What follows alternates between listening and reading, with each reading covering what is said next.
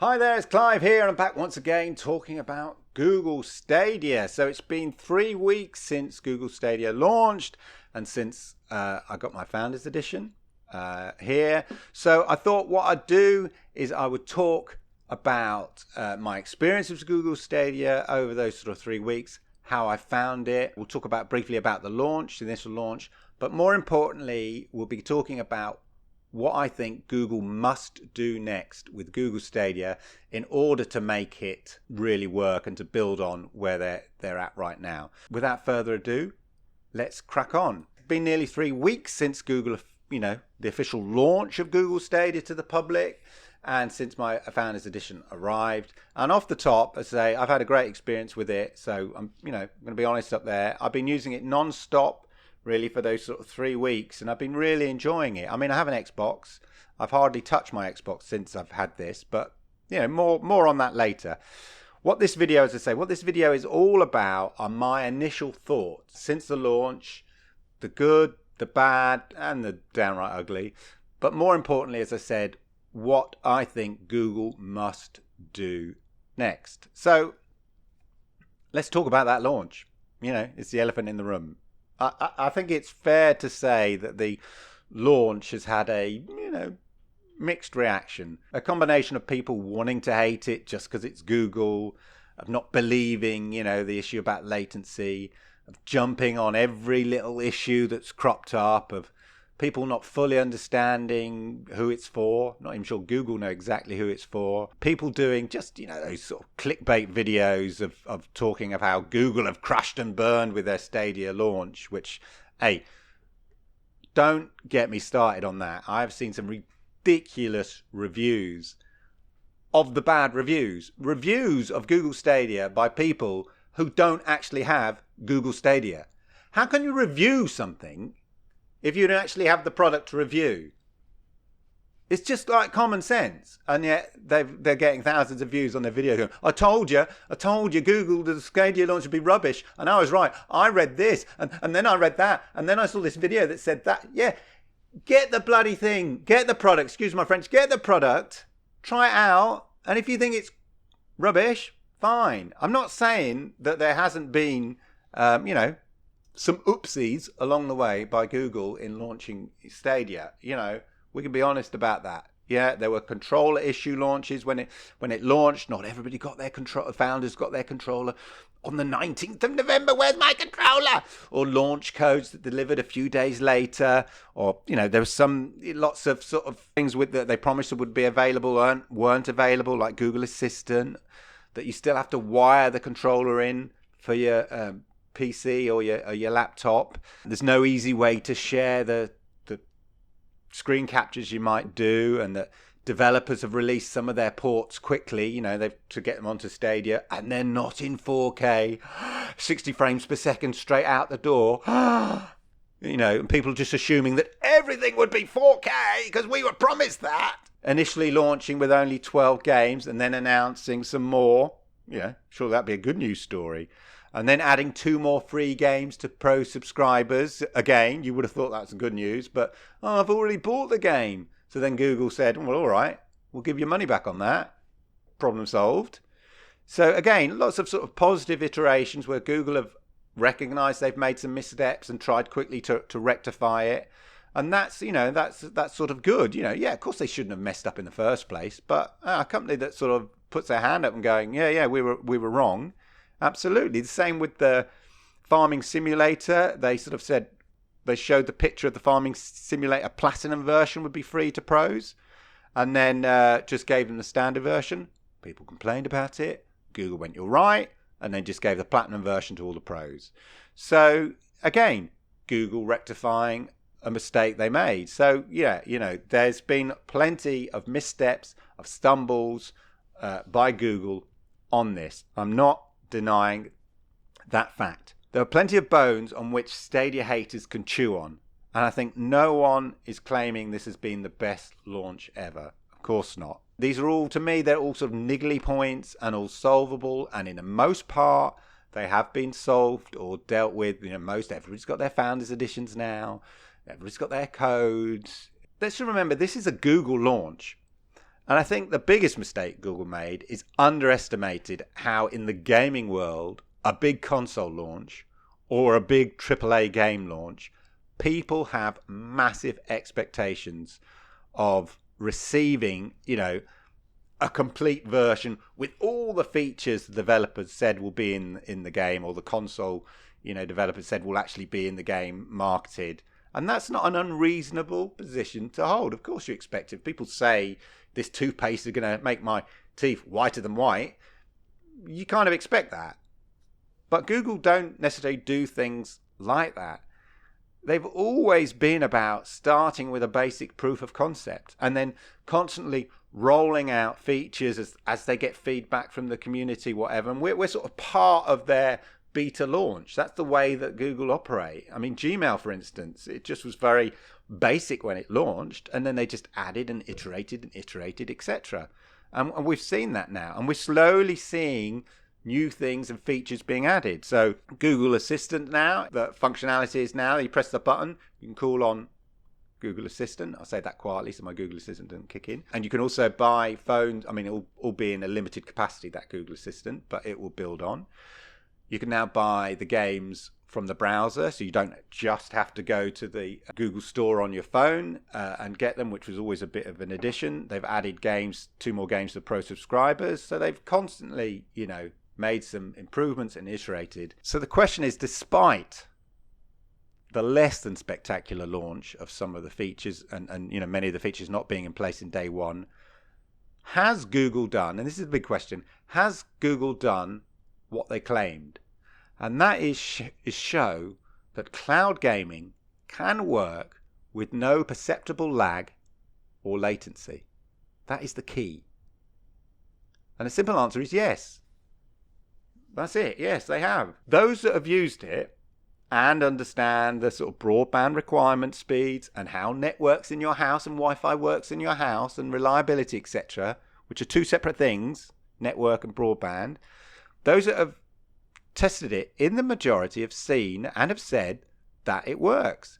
Once you dismiss the reviews of bad reviews and focus on reviews where people have actually played with Stadia, you will see that even many of the most hardened cynics reluctantly admit that, yeah, it's actually surprisingly good. For me personally, it's a near console experience. I recently saw a review by Alana, paid to do a paid promotion on the launch, and she reacted like, wow, it's amazing when it worked. And then people saw that video and they said, well, you've been paid to react like that. So she's done another video in which she says, I was paid to do the video, but I wasn't paid to react like that. That's genuinely how she felt. And whilst in the new video, she says, I don't recommend you buy it because she can't guarantee it will work for you.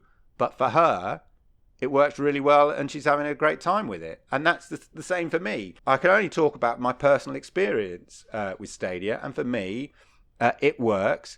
And it is a near console experience in terms of gameplay. I've been playing Tomb Raider, which I played before on the Xbox, been playing it again, and I constantly have to remind myself that this thing is being streamed to me when I'm playing it on the big TV. It looks amazing. It looks, really great. It looks incredible. It looks beautiful. It plays. It responds. There is something magical about Stadia when it works and when it works well. And even, from a technical point of view, Digital Foundry did a review, a comparison of the various Tomb Raider games, which people often use Tomb Raider as sort of a benchmark for how powerful a PC is. And, they're comparing it against the Xbox X or a top-of-the-range gaming PC. And in some places, it's better than those versions. But equally where it's not far off. And for me, that's pretty impressive, really, for something which is being streamed to your house. I've tried other streaming services. I'm an Xbox fanboy. I've got Project xCloud. I've tried that. I've tried Shadow PC. Both great cloud gaming options. But they don't match that apparent latency-free feel you get with Stadia.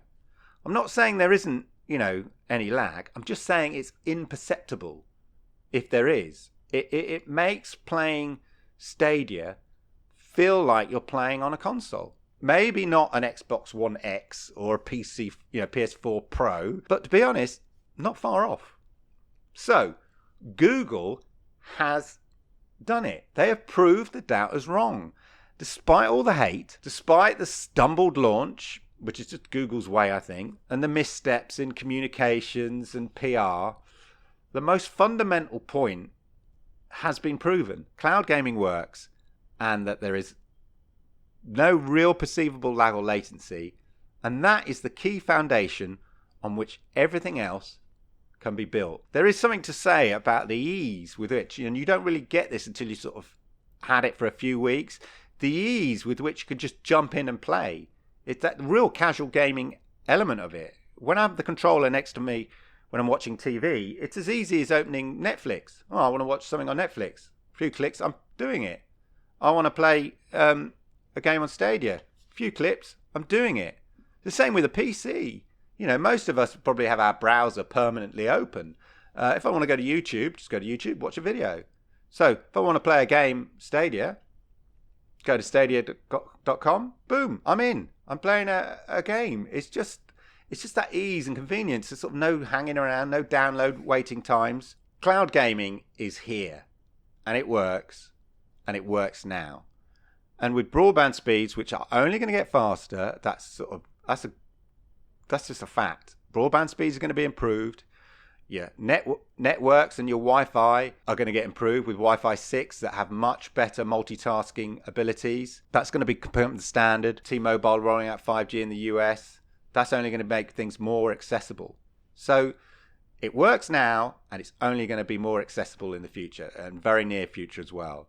So then the big question is, what must Google do next to really double down on Stadia? So here in my view, they need to get Stadia into the hands of influencers. That's the best marketing tool. Like people like Alana that I mentioned, whatever. Because people doubt, people are skeptics. But when you win over the skeptics and the doubters, that is a powerful thing in marketing terms. When you just sort of say, no, play it. Don't say anything else, just play it. People are like, oh, wow, it actually works.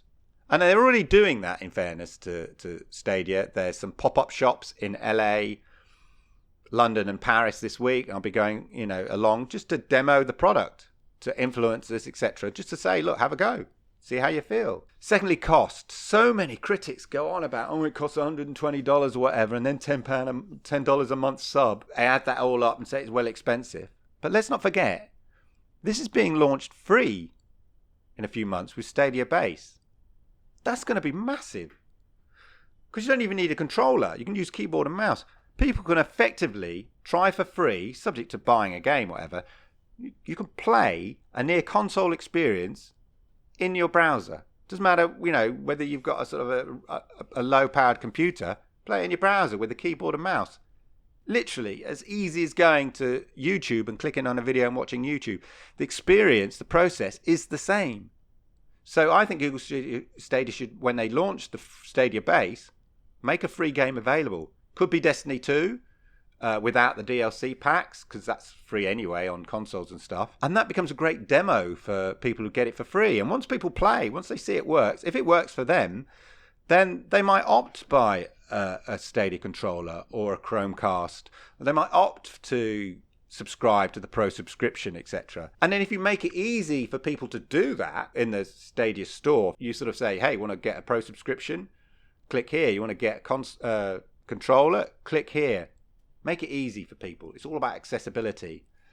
And then on that accessibility, the next thing is get it out to mobile phones that aren't Pixels. So Project xCloud will play on any Android phone that has Android 6 or above.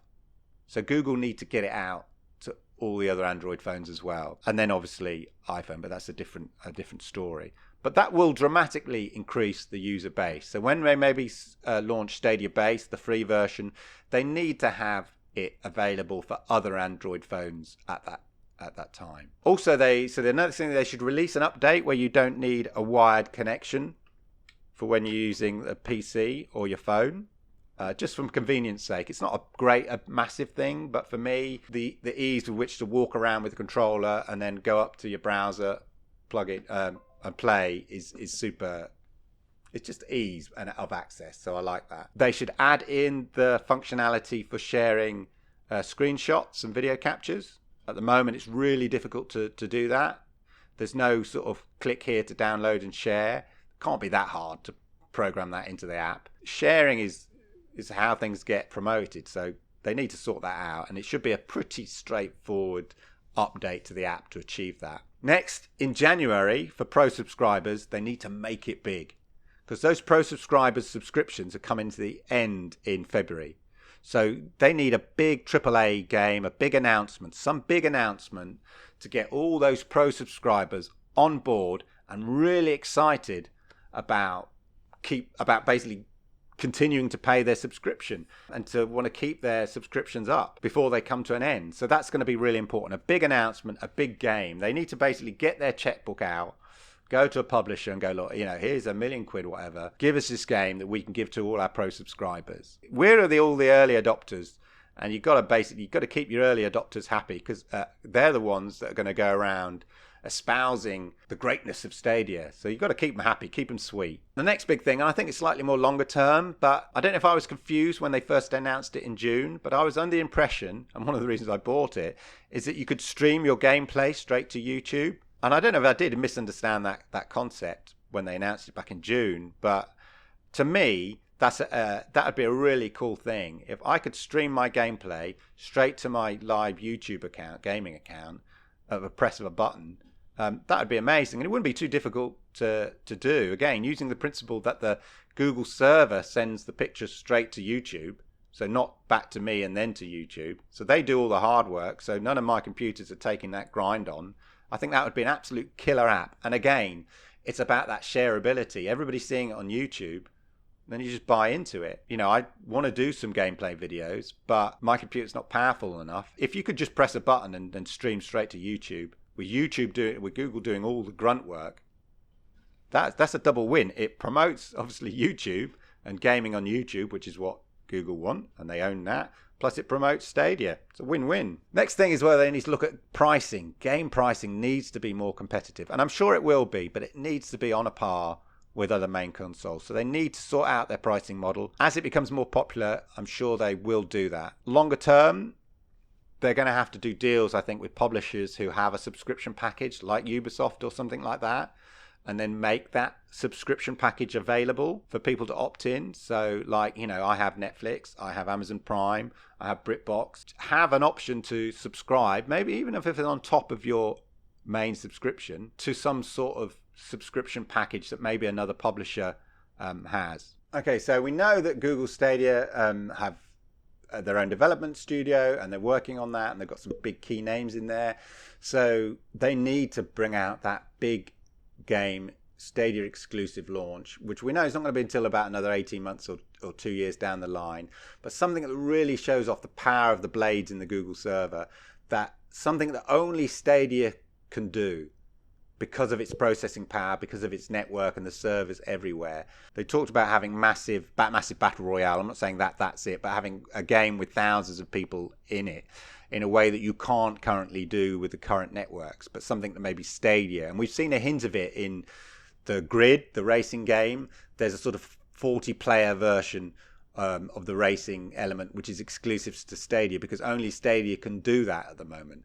So they need to do something which not only creatively, but also technologically really shows off the power of cloud gaming in a way that consoles can't do.